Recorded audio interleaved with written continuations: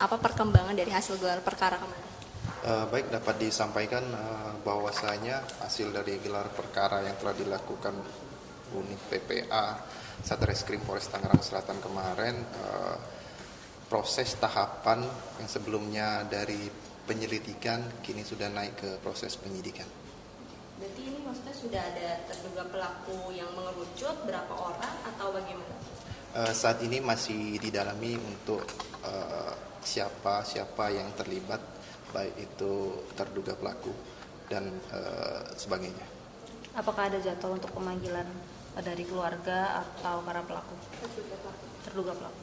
Saat ini sudah diagendakan, tapi untuk lebih tepatnya masih menunggu dari penyidik. Dari pihak Polres Metro Tangerang Selatan ini juga sudah berkomunikasi dengan pihak sekolah ataupun juga meminta keterangan dari sekolah juga?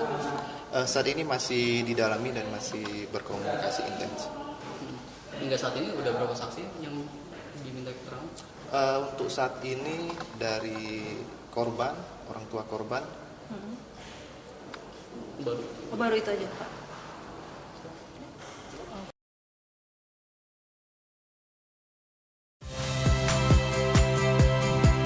Saya Cynthia Rompas.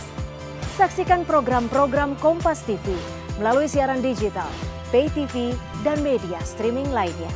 Kompas TV, independen, terpercaya.